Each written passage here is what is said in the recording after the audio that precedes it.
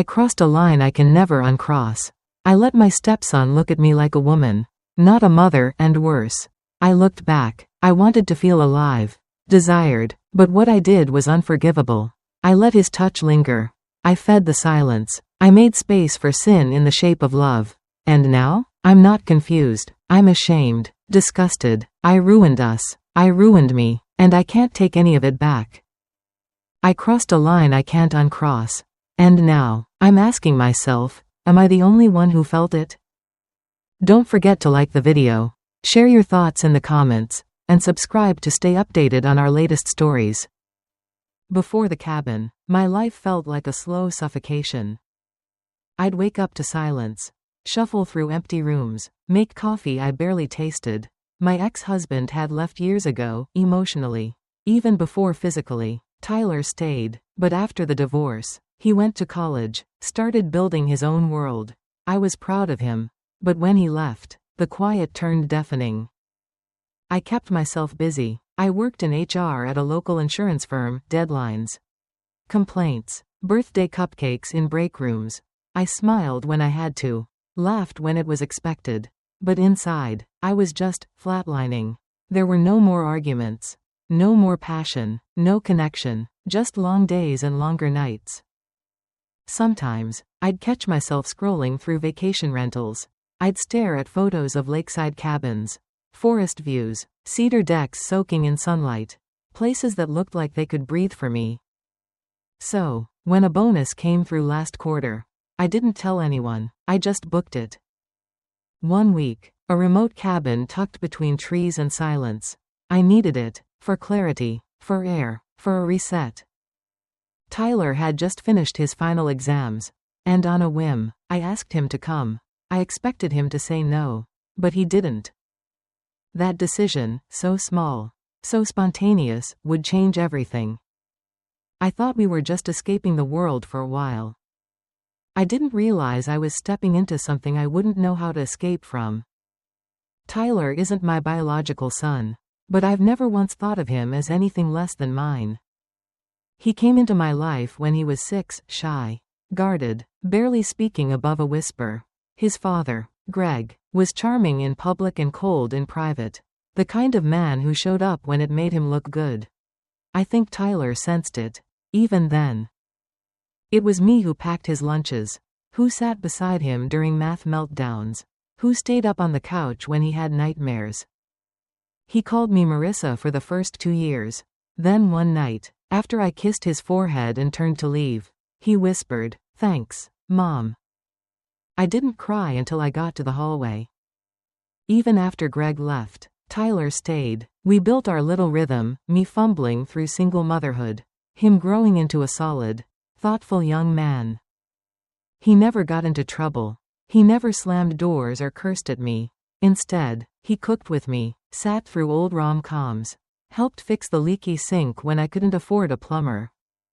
And I never asked for more. Just having him close felt like winning. People would say, "You're lucky. Most teenage boys don't hang around their moms."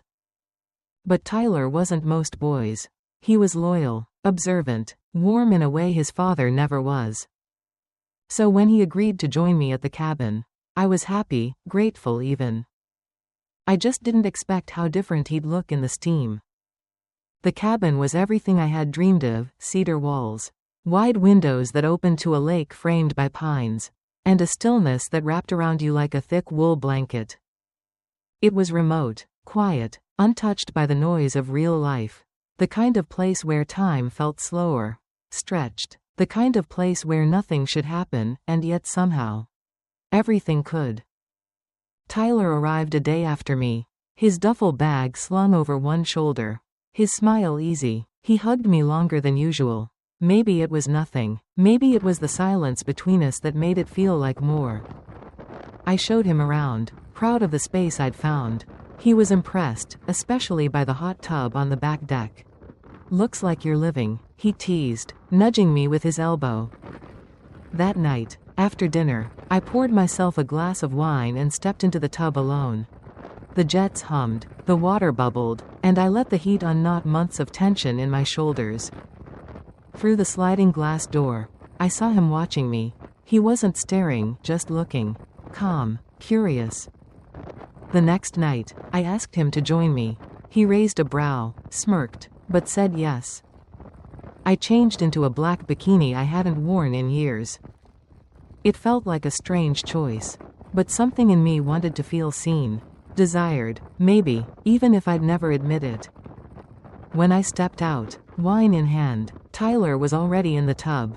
Steam rose between us. I slid in across from him, pretending it was just water. Just heat. But it wasn't. Something shifted the moment our eyes met across the bubbles. The bubbles hissed softly around us, the water pulsing against my back in steady waves. Tyler leaned back, eyes half closed, his drink balanced on the ledge beside him. He looked peaceful, grown. I shifted, stretching my legs out under the water. My foot brushed his by accident, or maybe not. I didn't move it right away. Neither did he. I laughed, light and casual. Told you the jets were worth it. He smirked. You were right. I scooted over, just a little. You're hogging the good spot. I teased, nudging his leg again. He didn't argue, just tilted his head, voice low. Guess you'll have to take it from me. Playful, familiar, but charged. So I did. I slid closer, letting the jets hit my back, the space between us shrinking until my thigh grazed his. Then came the moment. I lost my balance, not dramatically.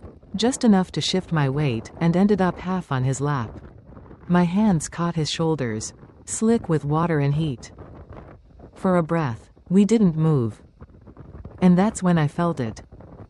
Firm, pressed against me, unmistakable beneath the water and the thin fabric of our suits. His eyes widened, his hands hovered near my waist. Unsure, trembling. Sorry, he whispered, face flushing as he started to shift away. But I didn't move. I told myself it was nothing. The water, the pressure. But we both knew. I looked at him, heart racing, and tried to smile. Just the jets, I said. He nodded too quickly. Yeah, just the jets. But the air had changed. The bubbles couldn't hide it. And even as we drifted apart in that tub, something between us had already moved too close to turn back. That night, I couldn't sleep. I lay in bed, the quilt cool against my skin, but my body still thrummed with leftover heat. Not from the water, not really. From the press of him, the weight of that moment, the way he'd looked at me, not as a boy, not as a stepson, but as something else. And worse, the way I'd looked back. I kept telling myself it was innocent, accidental, a one-off reaction. The hot tub had stirred something physical, natural, meaningless, but my hands had lingered on his shoulders longer than they needed to. My hips hadn't shifted away. I felt it, I liked it. That truth rattled in my chest like a secret trying to claw its way out. The next morning, I jogged through the misty woods, the damp air biting at my skin, hoping the burn in my legs would replace the ache deeper inside. It didn't. When I came back, Tyler was in the kitchen shirtless, sipping coffee, towel still draped around his neck from the shower. He smiled like nothing happened. I mirrored it, too bright, too fast. But when I reached for a glass, his hand brushed mine. A simple touch, warm, rough, intentional? We froze for a second. Then he pulled away, clearing his throat. Later, I caught him glancing at me as I bent to grab something from the fridge. My tank top clinging to damp skin. His eyes dropped, lingered, flicked back up. I should have been horrified, embarrassed. Instead, I felt alive. It had been years since I'd been looked at like that. Years since I'd stirred anything in anyone. I wasn't supposed to crave it, from him, of all people. But I did. Not just the touch. Not just the glance. The power, the pull, the possibility. And somewhere inside me, a part one hadn't felt in a long time whispered. If no one ever knows, does it count? The days that followed blurred together. But the feeling, that sharp, electric current, never left. It clung to me, beneath my clothes, beneath my smile, beneath every quiet glance across the cabin. I kept moving like nothing had changed. I cooked breakfast. I folded laundry. I sat beside Tyler during a movie, laughing at all the right moments. But my heart beat differently now.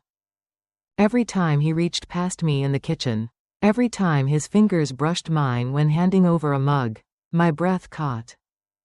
The worst part? He felt it too. I saw it in the way his jaw clenched when I stretched too close. The way his eyes dropped when I changed into shorts that hugged too tight. This wasn't just a moment anymore. It was becoming a pattern, a slow slide. And I hated myself for not stopping it. I'd wake in the middle of the night, tangled in sweaty sheets, cheeks flushed, chest rising too fast. His name would be on the edge of my thoughts. I'd lie there, staring at the ceiling, trying to remember who I used to be.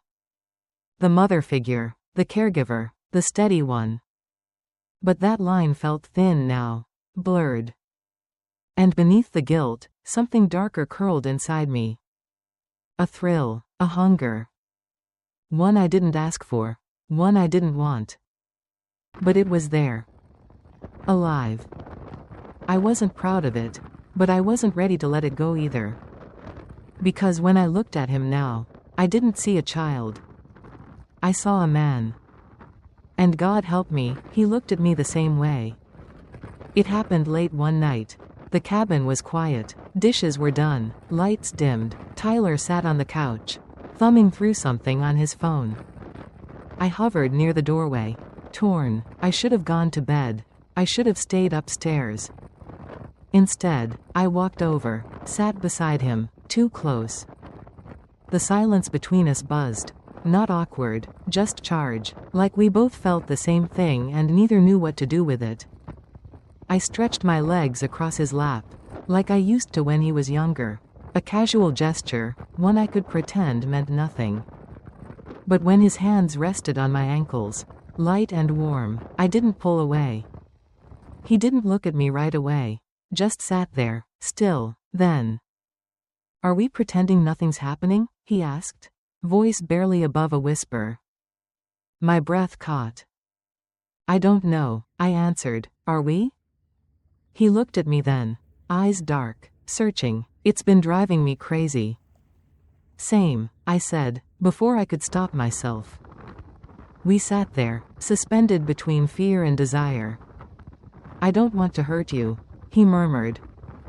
"You're not," I whispered, "unless you walk away." He didn't. That moment wasn't a kiss. It wasn't touch. It was choice. We could have stopped. We still had time.